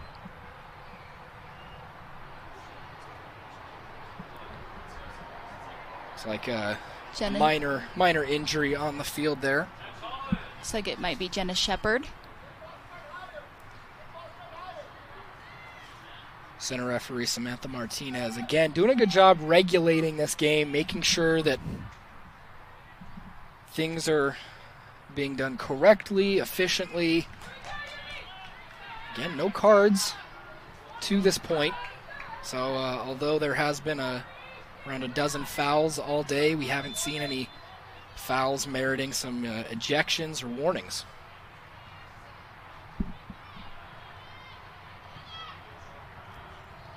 UVU on the attack again. This is Shimmer being sent forward. But again, Olanda, that great defense. Great defense. Tripp is going to flatten a lope there in the near sideline here, but GCU is going to contain and maintain the ball for the time being. We're seeing a large side-to-side presence from both teams. Not a lot of congestion. This ball sent in again. And an errant shot from GCU. Again, a great look near the top of the box there. UVU having a hard time clearing the ball, and a GCU midfielder just attacking. Unfortunately for them, couldn't get the ball in the back of the net, and we're still deadlocked here. It's actually a really good tackle by Larson, that big number 9 for Grand Canyon. UVU, doing a great job just playing out of the back there. Not any desperate clearances, not any frantic long balls, but they are keeping possession. Content with keeping possession, exactly.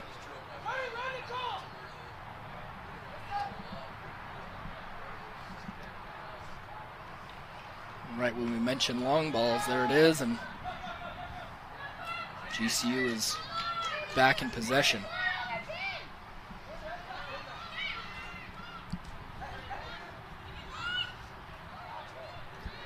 It's Reese Mendenhall to Shimmer. Shimmer's opening her up with a shot, and again, just can't connect. That is the exact move you want to make when you're an outside forward on the left, cutting in on your right foot, opening up a shot, and Shimmer just couldn't connect with the laces or really any ideal part of the boot to get any power behind that.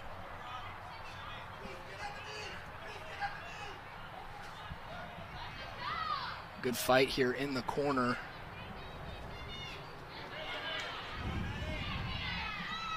Shimmer with a nice move at midfield. She's going to send this long ball. Wow, what a pass. What a ball. Crossfield to Danny Babb. Babb will make a move. She's going to cut in towards the center, and that's another nice tackle from UVU back line. GCU, though, back on the attack. Really strong defending again from the Wolverines.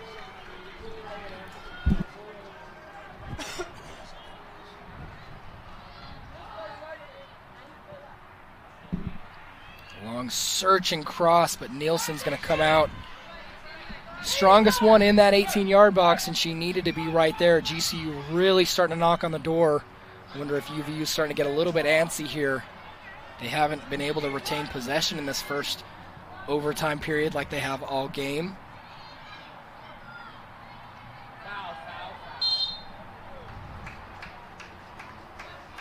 That's a late foul on Amber Tripp. That's going to bring down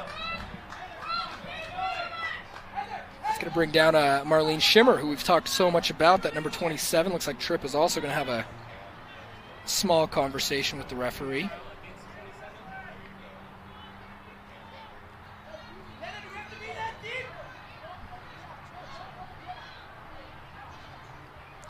Yet another dangerous opportunity here for the Lopes. About 10 yards outside the 18-yard box. Shimmer's going to send this ball in, it looks like.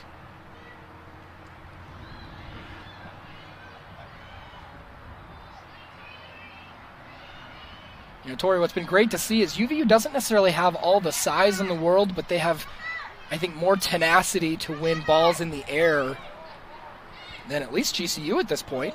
Yeah, I feel like a lot of the 50-50 balls have been won by UVU. Like I said in the first half, I feel like they go, maybe if they don't even win the first ball, they go for the second ball and usually win that one too. Yeah. Olanda again has been lights out on this near side for that back line. Really the whole UVU defense has been lights out, but it's again Nicole Olanda, sophomore out of Hawaii. She just lets that one slip through. Actually, a few Wolverines do, and that one is going to skim across the line. My goodness. Great opportunity for GCU. A huge opportunity. We've seen so many of those today. Just those low fizzing crosses go right across the goal line. 1 minute remaining. 1 minute remaining. Any sort of misdirection, and here another great ball sent in. This to Larson. She's unable to collect. Throw in here for GCU as we take a look here at that cross. It's great work by Reese Mendenhall getting through all those UVU defenders. And a perfect ball right at the penalty spot, but no one there to send it home for the Lopes. We're now 30 seconds remaining in this first overtime period.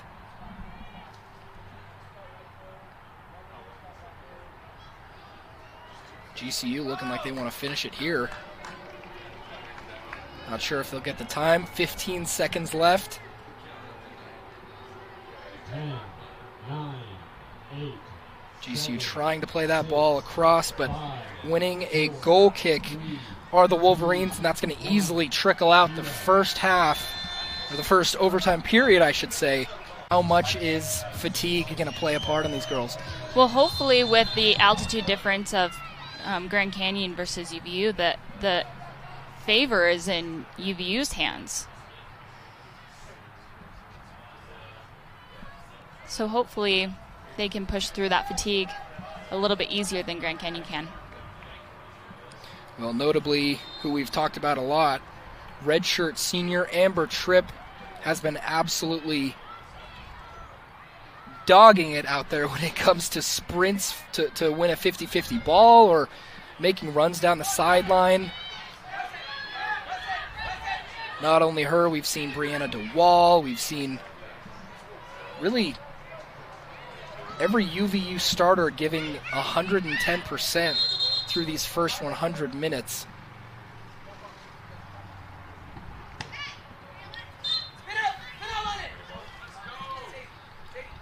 Still a handful of opportunities, though, still to be played.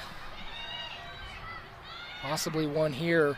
As again, freshman going to be playing this ball, and Haskins going to have a shot, but this one always trending wide. Not enough bend on that one to redirect it towards goal. Yeah, I feel like that's been the trend this game, is a lot of balls out wide on goal. Yeah, using those channels along the sidelines. Definitely both teams utilizing some speed, some athleticism that obviously both teams have. And that's, I think, why we've seen so many opportunities crossed right across that goal line. Just lacking that finishing touch is both teams so far. That's Larson sending a ball forward, but Nielsen's going to come out and collect that one.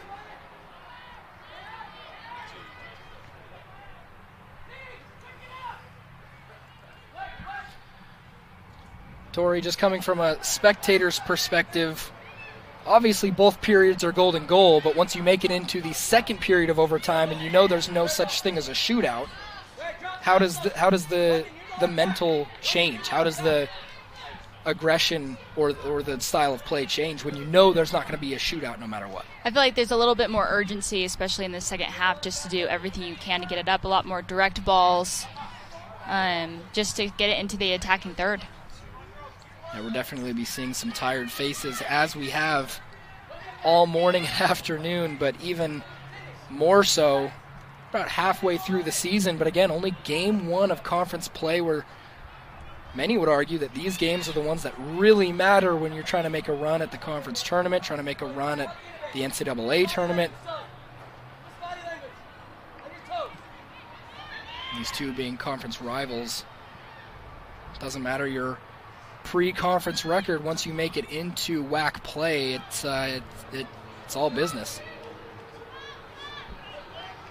We talked about how interesting this matchup is between the two. Another reason that makes this a notable game is not only is GCU UVU the first game for both teams in conference, that's also going to be the final game before they head into the WAC tournament. So unlike, say, Seattle U, UT Rio Grande, a lot of these WAC teams, GCU and UVU are the only ones that each team is going to see twice this year.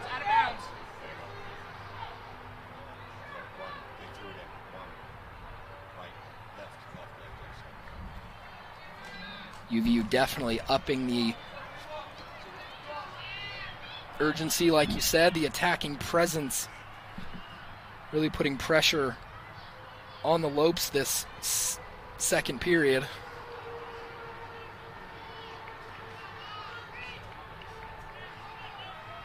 I think the other thing is you want to keep the ball in play. You don't want to have the ball outside of play, because that just lessens your time on capitalizing on a goal. Absolutely. Such a calm pass from Nielsen when you got two Lopes staring at you in the face. You've got the ball in your own 18. She's been incredibly calm today, I would say. Even when chances flashed across her own goal line, she's done a really good job. Definitely has rivaled her opposing goalkeeper for GCU, that and Jordan Ferguson, the top goalkeeper in the conference so far.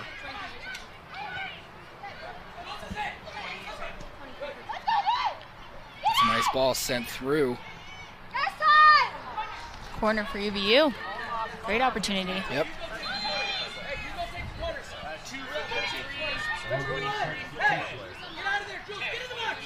Brianna DeWall going to sub in here.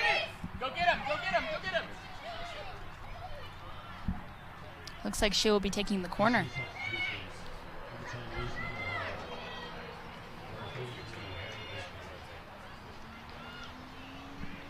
UVU's got some size in the box here. Looks like they're really going to try to capitalize on an aerial ball. Not seeing much opportunity for a short play, and they are going to go long here with the in-swinger. That's DeWall. She's going to have another crack at it. Doesn't beat the first defender, however. Small miscommunication this time from UVU, and the break is on for Grand Canyon.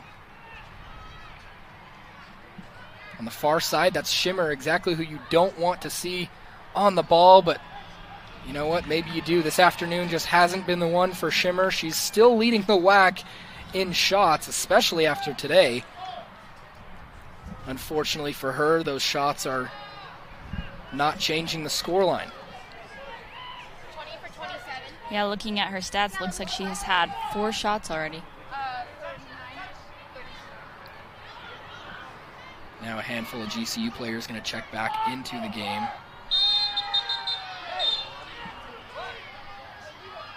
Might see a caution here. Looks like no. And Samantha Martinez, is really keeping the cardboard in her pocket. Much to the dismay of GCU, but very happy to see that. It's probably a lot of UVU players.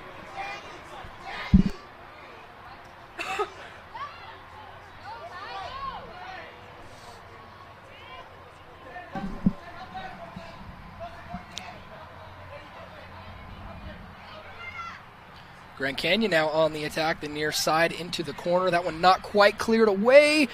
Oh, and what a save. What a save.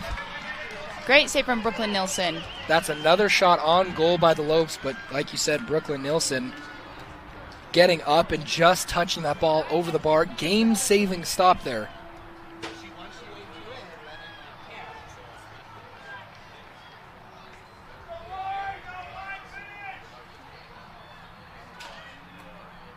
Shimmer's going to send this ball in. It will be an in-swinger. Header won by GCU. Not quite out of trouble yet. Really great job there by Brooklyn Nielsen to jump on that ball. Get another look of that corner, of that shot. And you see Brooklyn Nielsen just eyeing that ball all the way. But it's a last-second reaction when she finally does see that ball. It's right in front of her goal.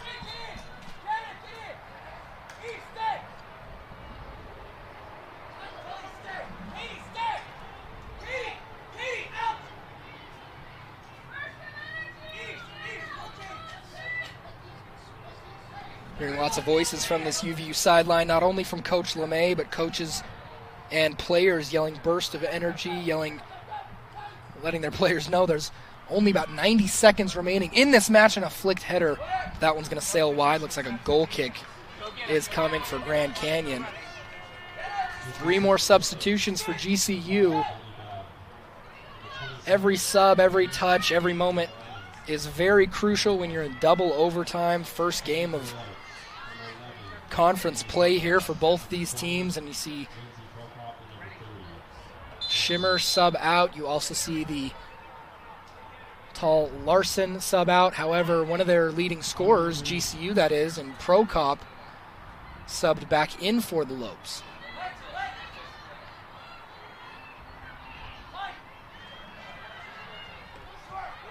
About 45 seconds remaining in this one. UVU's really both teams has about one chance left, depending on how this ball rolls. If we see any set pieces here, looks like GCU is going to look for a cross, and they do.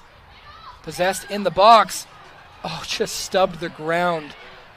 Was Prokop, who we just talked about. Now got a bit of a break here for Brockbank. She's going to try to take them all on. She's past 2.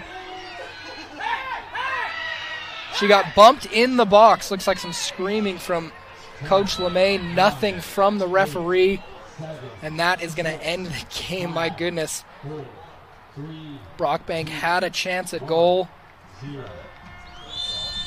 And instead of a final few seconds of a PK, we have a 0